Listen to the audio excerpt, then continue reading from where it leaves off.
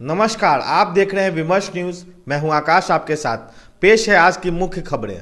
कांग्रेस ने दूसरे चरण के 3 सीटों का नाम घोषित किया। कांग्रेस ने पप्पू यादव को पूर्णिया से सीट नहीं दिया है। सुप्रीम कोर्ट के 3 जजों के पीठ ने आम आदमी पार्टी के संजय सिंह को जमानत दी है। आम आदमी पार्टी के आतिशी ने कहा है कि उन्हें बीजेपी ज्वाइन करने के लिए प्रलोभन दिया गया है। राघव चड्ढा और आतिशी सहित आम आदमी पार्टी के 4 नेताओं को गिरफ्तार किया जा सकता है। आतिशी ने ऐसी आशंका प्रेस में जाहिर की है। ऋतुराज सिन्हा ने रविशंकर प्रसाद के जीत के पक्ष में बयान दिया है। इसके साथ ही ऋतुराज सिन्हा ने पटना साहिब पर उम्मीदवार बनाए जाने पर लगाम लगा दिया है। अतिथि शिक्षक के साथ हमारे रिपोर्टर की बातचीत का अंश आज हमारे खबर में देखिए। चुनाव आयोग ने आज 8 जिला अधिकारी और 12 एसपी का तबादला किया। नवादा और भोजपुर के एसपी और डीएम का तबादला किया गया। कांग्रेस की मंगलवार को जारी लिस्ट में पप्पू यादव का नाम नहीं है। बिहार के दूसरे चरण में 5 सीट में से 3 पर कांग्रेस ने नाम घोषित किया। कटिहार से तारिक अनवर कांग्रेस प्रत्याशी होंगे। भागलपुर से अजीत शर्मा का नाम है। इस तरह भागलपुर से कन्हैया की चर्चा पर विराम लगता है। किशनगंज से मोहम्मद जावेद कांग्रेस प्रत्याशी होंगे। पूर्णिया में भी दूसरे चरण में ही चुनाव होना है। कांग्रेस लिस्ट में पूर्णिया नहीं है। पप्पू यादव की पूर्णिया से कांग्रेस उम्मीदवारी की बात खत्म होती है। पप्पू यादव ने 4 अप्रैल को पूर्णिया से उम्मीदवारी का पर्चा भरने की जिद कर रखी है।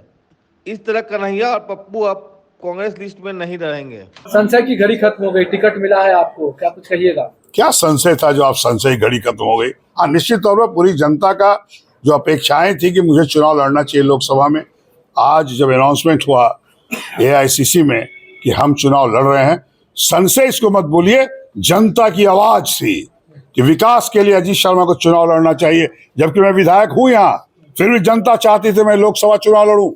इसलिए जनता की आवाज हमारे पार्टी के आला कमानों ने, चाहे वो राष्ट्रीय अध्यक्ष खड़गे साहब हो, आदरणीय राहुल गांधी हो, मैडम सोनिया गांधी हो, आदरणीय लालू प्रसाद यादव जी हो, तेजस्वी यादव जी हो, हमारे प्रदेश अध्यक्ष डॉक्टर अखिलेश प्रसाद सिंह हो, सबने जनता की आवाज सुनी और मुझे आज उम्मीदवार बनाने की घोषणा हुई है। मंगलवार को सुप्रीम कोर्ट में संजय सिंह की जमानत पर रोचक स्थिति बन गई। सुप्रीम कोर्ट के 3 जजों के बेंच ने पहले हाफ में यह जानना चाहा कि संजय सिंह पर प्रिवेंशन ऑफ मनी लॉन्ड्रिंग यानी पीएमएलए का मामला कैसे बनता है। दूसरे हाफ में फिर कोर्ट ने मामले की सुनवाई की, जिसमें इन्फोर्समेंट डायरेक्टरेट के वकील एसबी राजू ने कहा कि वे संजय सिंह की जमानत का विरोध नहीं कर रहे। सुप्रीम कोर्ट के justice PV barley, justice Sanjeev Khanna और जस्टिस दीपांकर दत्ता की पीठ ने संजय सिंह के जमानत पर सुनवाई की थी। यह रोचक है कि सुप्रीम कोर्ट ने कहा है कि यह जमानत मुकदमे की मेरिट को जांच करके नहीं दी जा रही है। ईडी ने खुद संजय सिंह को जमानत देने की बात की है, इसलिए उनको जमानत दे दिया गया है। सुप्रीम कोर्ट ने यह भी कहा है कि इस मामले का उदाहरण लेकर दूसरे किसी जमानत की पैरवी नहीं की जानी चाहिए। सुप्रीम कोर्ट के द्वारा ट्रायल कोर्ट की जिम्मेदारी तय की गई है कि वह जमानत के शर्तों को तय करे। Keep in mind, if we are with him, we are required to record in terms of 45 that he has prima facie not committed an offence. That could have its own ramifications in the trial. You have kept him in custody for 6 months. Please obtain instructions whether further detention is necessary or not. Because you have that option under 45. You have that option under 45. Because look, facts are facts. The fact is, Dinesh Arora initially has not implicated him. Later on, in the 10th statement, he does. Then there's a change in his version, slight change in his version.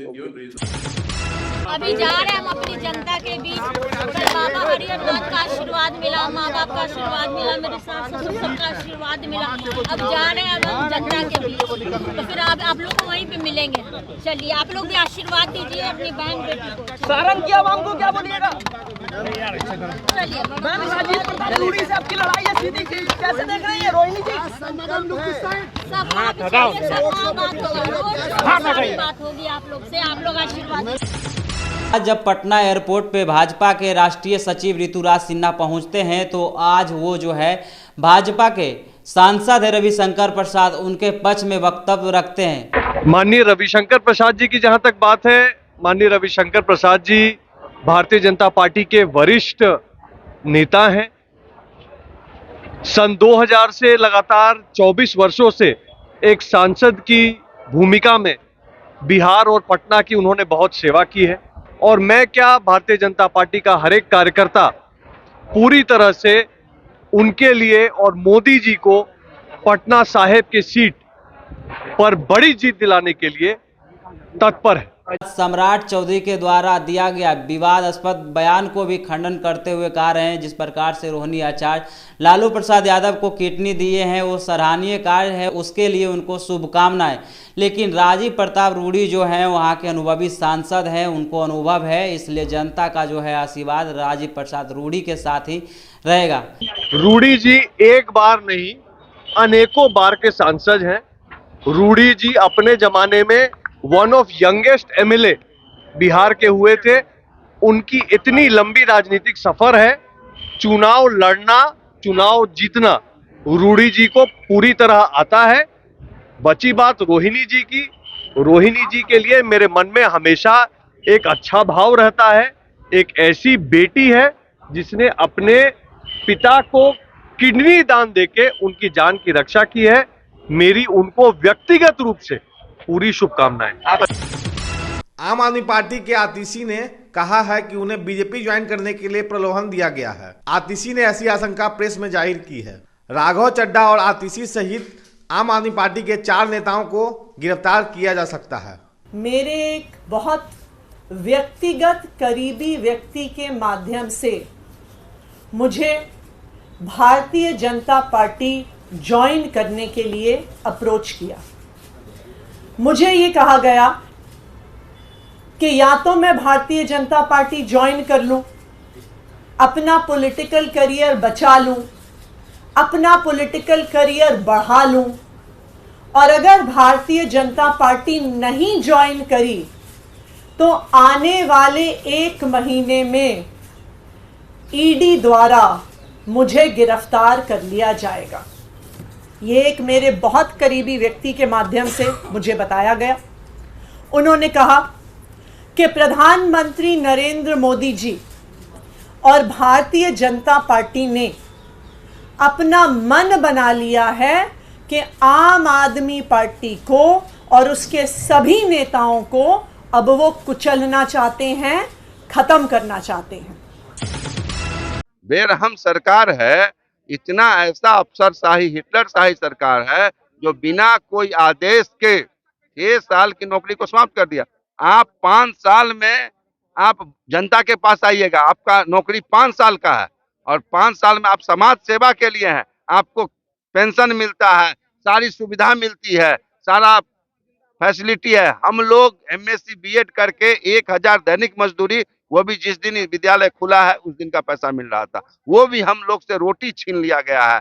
अब कहने को कुछ नहीं बचा है sir.